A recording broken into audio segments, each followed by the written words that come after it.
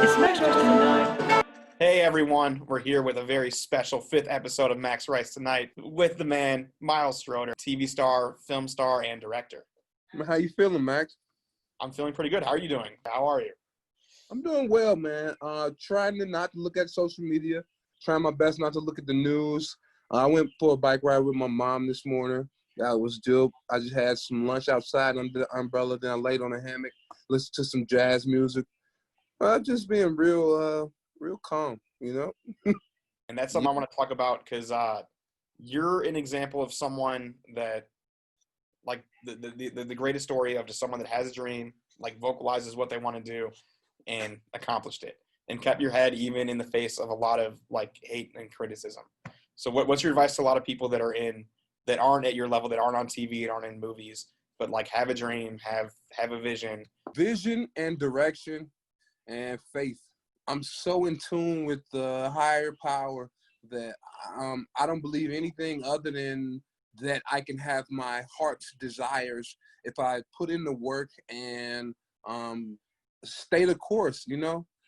If anybody, whatever you're trying to do, yeah, you gotta know exactly what you want, and then you gotta work towards getting what you want. And working towards getting what you want looks like doing things every day that makes you a step closer to your dreams or goals or aspirations, you know, and walking in the light of you already having what you want, and being disciplined enough to check yourself when you're not staying the course, you know. How were you, like, because you were facing a lot, because you had a very unorthodox path to stardom. And how do you keep that center? I started acting, being an extra on TV, you know, and I left Chicago saying, yo, I'm going back to Atlanta to pursue an acting career. And I spent the whole summer on set, 12-hour days every day. And I'm telling my mom and my family, like, yo, yeah, I'm going to set every day. I'm going to set. So after we finished filming that season of this show called Necessary Roughness, that was my first acting gig. And I did the background for 3 seasons. But after that first season, I came back home and was like, "Oh, everybody, I'm gonna be on TV. Turn to this channel." And when we saw the episode, I was on there for about 3 seconds. Everybody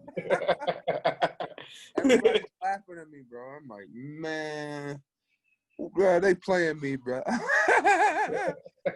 and I remember that feeling, and I'm like, man, I'm gonna show these people, like, I'm gonna be the biggest actor in Hollywood. Like, I promise you I will. And I'm talking to myself because this shit hurt. You were saying it out loud too. Yeah, I said it out loud, Max. And so I just always remember that feeling. I always remember that feeling. And when I thought things weren't going good, I always remember that feeling. And it made me put my head down and keep working, you know? And a part of working is keeping myself busy. Absolutely. If you know that, then man, you're just taking it one day at a time, one decision at a time, you know? And you're praying for ordered steps, and you meditate to get your intuition up so that your decision making is on point. And as far-fetched as it seems for a lot of people watching this video, I feel like a lot of focus isn't. So once you hit your goals, and, like, once you get to that, like, unforeseen place where you're on network TV, cable TV, movies, like, how do you handle, like, being at that level? Like, how do you keep your center, like, once you hit that, and not just be like, screw everyone, like, I told you, nah, I'm done. In the beginning of my acting career, man, I met some arrogant actors, you know? When I was working background, when I was an extra, the ones and the first team on the show showed me how not to be when I got there. And I promised myself, like, yeah, when I get on, man, I'm gonna be the most approachable actor. Man, you're not even gonna be able to tell the difference between me and an extra. and so I made a promise to myself that I would do something special when I did get some lines. And so my first role with lines was on Chicago Fire. I don't know if you've seen that clip or not. Of course. Yeah, of course, right. And so at the set, there's like, here's your trailer, Miles.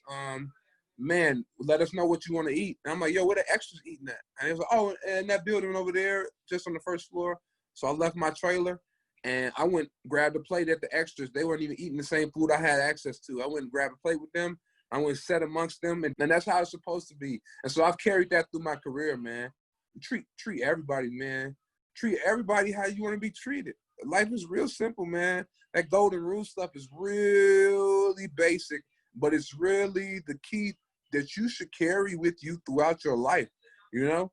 Whether you're talking to the director or the producer, the executive producer, or you're talking to the damn janitor or the sound guy or the grapher, like, man, treat everybody exactly how you want to be treated. And so, man, I took that all the way to Hollywood, and I bring it back to Chicago with me, you know?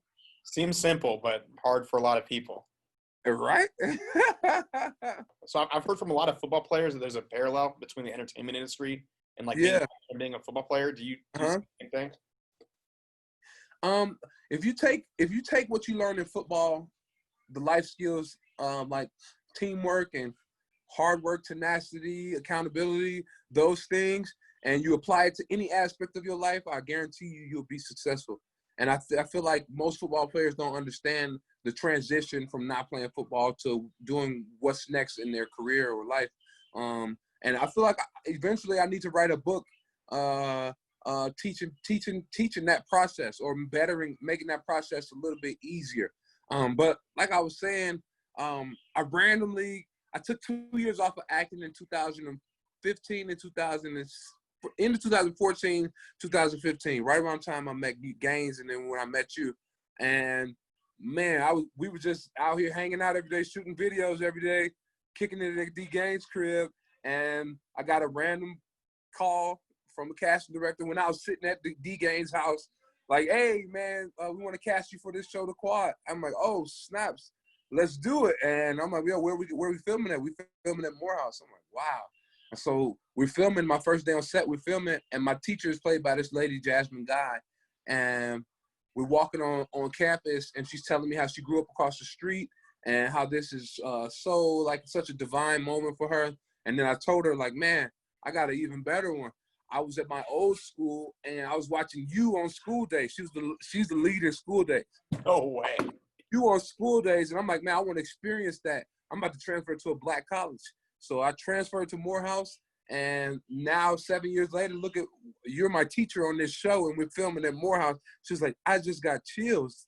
That's crazy. That's scary, man." I'm like, "Yeah, it's really, imagine how I'm feeling." It's like manifestation to the third degree, you know?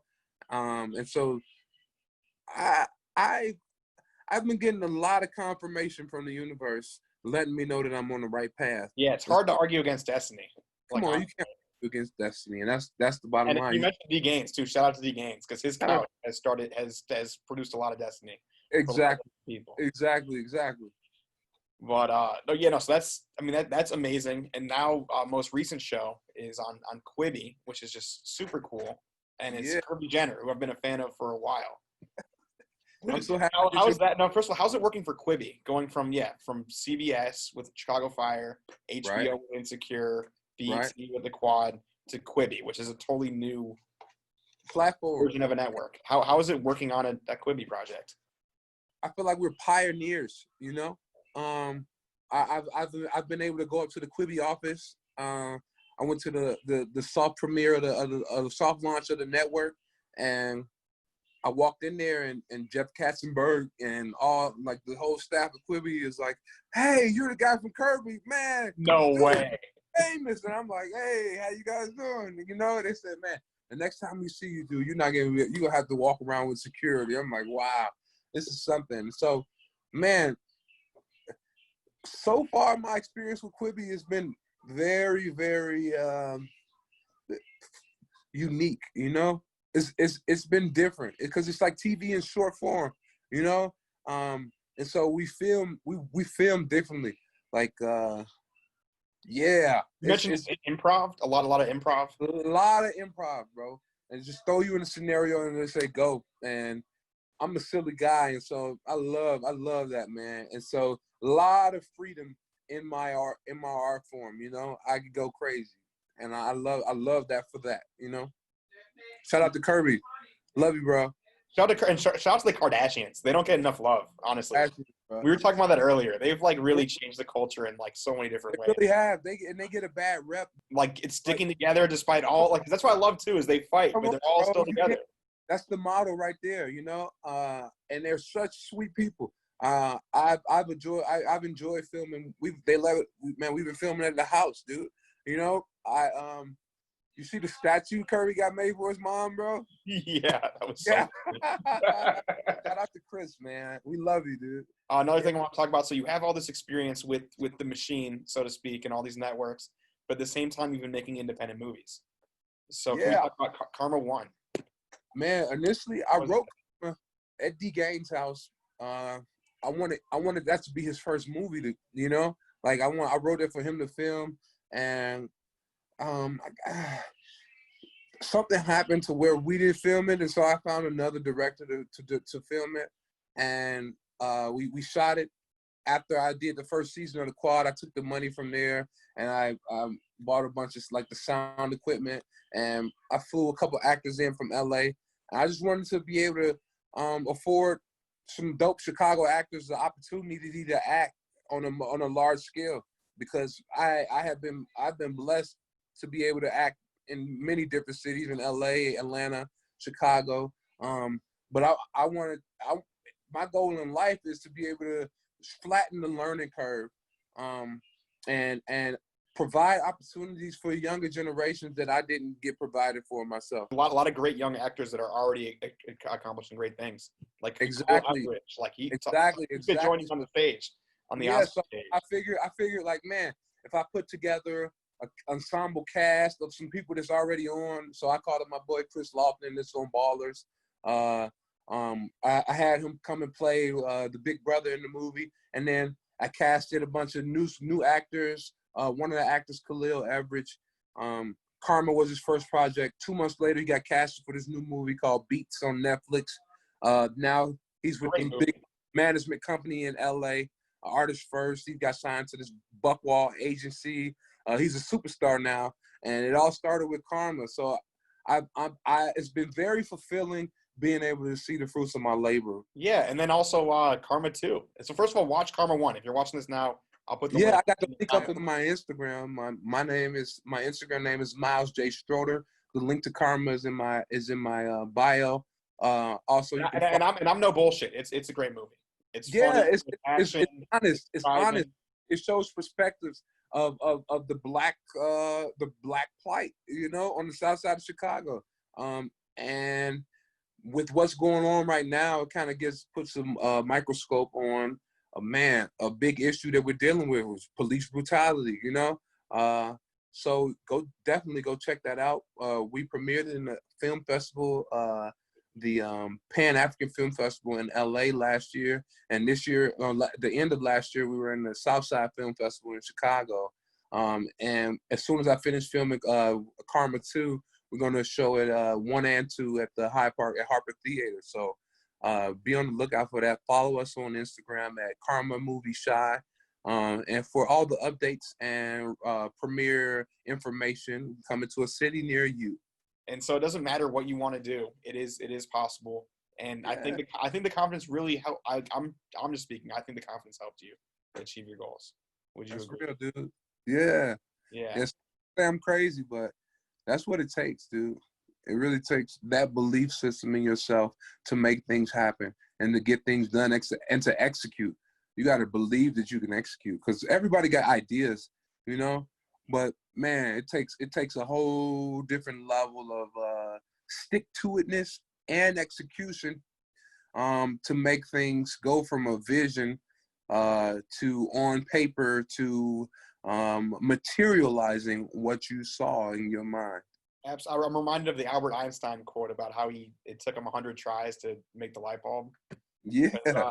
Because before TV, you were just doing so much, like everything from political videos, directing, to editing, to music. Yeah. Just being of service, for real, you know. That was always been my purpose, you know. Be of service. And from being of service, man, I've manifested so many blessings, and I'm so blessed because of, I think, the way I live my life, and yeah, be of service, and you can't go wrong. You can ask a lot if you give a lot. Absolutely. Like I come from just a place of honesty and love, and not from a biased opinion. Like, I don't know, with what's going on in the United States right now, there's so many different sides and so many different perspectives, and everybody's giving their opinion. And I feel blessed to be able to remove myself from the situation and look at it from everyone's perspective, And if I could teach anybody, or if I could teach the masses anything, it would be the ability to remove yourself from situations and look at it from every side of it. You'll probably be distracted if you're focused on the Exactly. My mom always tells me that people act the way they act for a reason. Like, you're getting mad at them, but man, that person is ignorant for a reason. You can't get mad at them. You have to get mad at the system that's in place that got them that way or thinking like that. And every time she tells me that, I really have to be quiet and just listen and understand, like, oh yeah, you're right. And I always was like, Ma, you playing devil's advocate, but she's always right. She's always right about that. And I've never seen anyone that criticized you for your dreams. I never heard any TV actors or movie stars say, Right. Ma's not going to make it. Right, exactly. So So before we wrap it up, what should we look? What's next on the horizon? What should people look out for besides Karma? Quibi, download it right now and watch Really Kirby for 90 days. season 1. Yeah, you get a free trial for 90 days. That dropped last Monday, and so next I got a movie in the can. It's called Dutch. I believe that's dropping on Netflix. We're waiting to hear. We were supposed to have a premiere in April, but because of COVID-19, a bunch of stuff got pushed back. So if you go to my Instagram, I got a post about Dutch on there. Karma 2 should be out by the summer. So check that out. Like I said, we're going to do a premiere at the Harper Theater if you're in Chicago. I appreciate this opportunity, bro, to be on your podcast, man. It's one of the early episodes. So thank you. I can't wait to come back, man. And we're going to talk about how I got a fortune after our last interview.